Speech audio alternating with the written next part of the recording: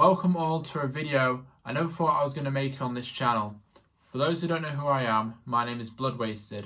I am a content creator here on YouTube, where I make movies and other series from Lego Batman to Lost Apocalypticos. Obviously the two favourite things in my free time is script writing for my projects and gaming. Growing up in school, there was always one game I would play the most on my phone.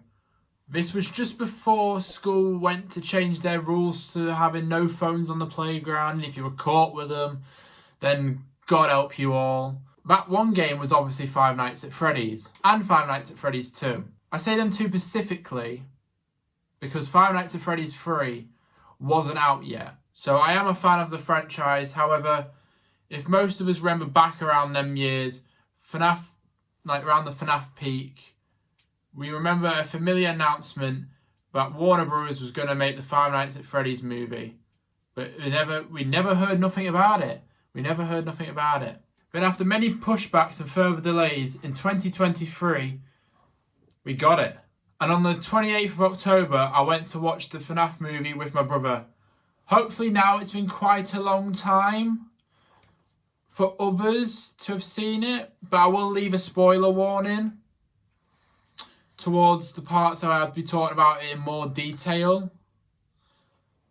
But without further ado, let's get on to the video. I just want to come right out and say it. The FNAF fans ate well with this movie. Not only did I enjoy it, but a couple of other FNAF fans and friends who I know and like the series really enjoyed the movie as well. Well, not for critics.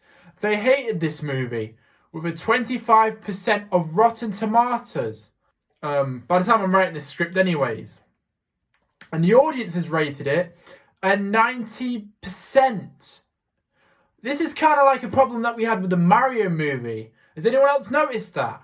So I can assume that the FNAF fans loved it. I think the story was there for me, to be honest. I know a lot of people saying it's mainly about the lore and story and not about the stuff in the games. But you just got to remember, in the game you're just sat there on your ass in the office. Well, not in some of the other Five Nights at Freddy's games, but definitely this one it's based off. I even played some of the Five Nights at Freddy's games live on Twitch to get a feel of the gaming experience of what I was going to expect in this movie. And obviously the story had to go somewhere because the game you just sat in the office.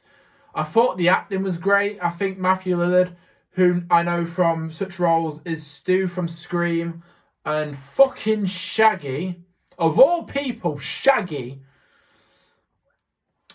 he knows how to play a killer in general.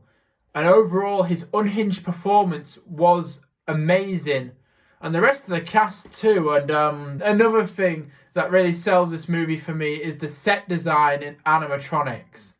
I can't fucking believe that the animatronics were fucking real. They were really made by the Jim Henson Creature Shop Company. One of the things I was worried about was it looking like the Banana Splits or Willy's Wonderland, where they were just costumes with people inside. But I am glad that the majority of the movie, they were completely animatronics. And who has seen that Sweet Dreams video yet? That was interesting. And another thing is the fully built pizzeria and costume design for some of the characters. It made itself for an 80s aesthetic for the overall Chuck E. Cheese feel of the movie. The pizzeria looks so good, and the animatronics coming to life on the big screen was such a beautiful thing to experience in the cinema. I have given it a second watch on streaming to have another look at this movie before writing this review. So I am going to go towards the spoiler part of the video. So if you don't want to get spoiled, I really recommend that you click off the video before we transition to the spoiler part. You can go watch this movie in cinemas as we speak, or you can watch it streaming on Peacock. So before you go, I want to thank you all very, very much for watching, and I will see you later. Bye-bye.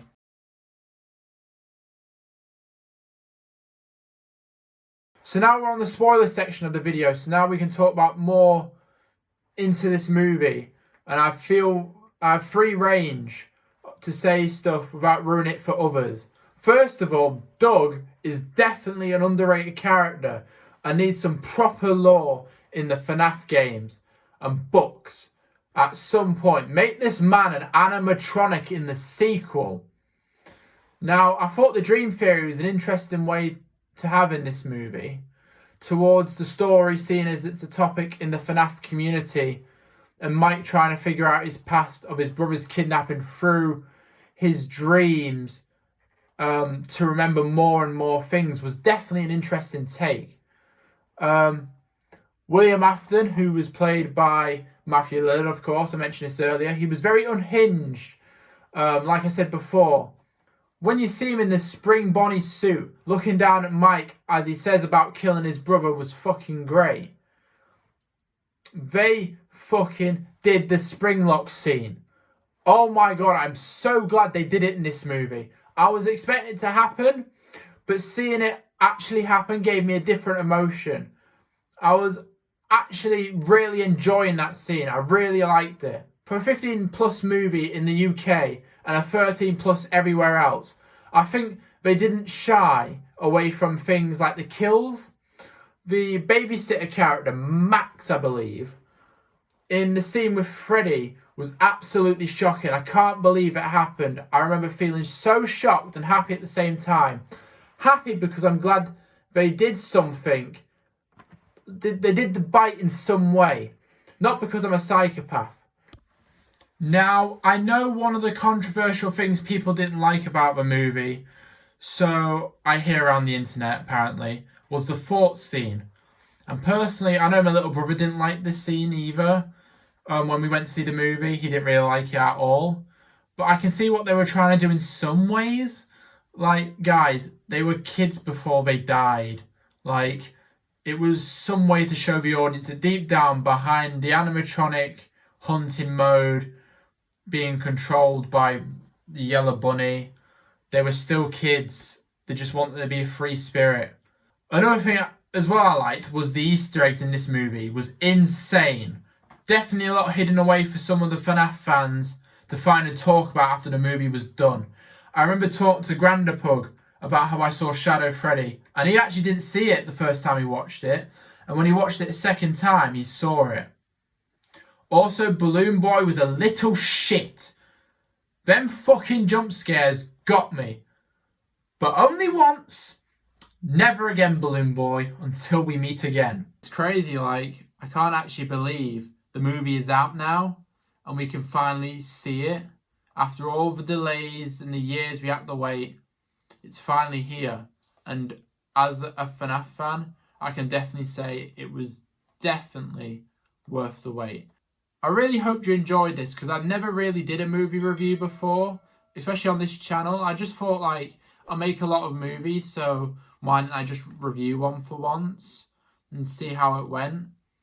But yeah, I hope you really liked it. So I'll thank you all for watching and I'll see you later. Bye bye.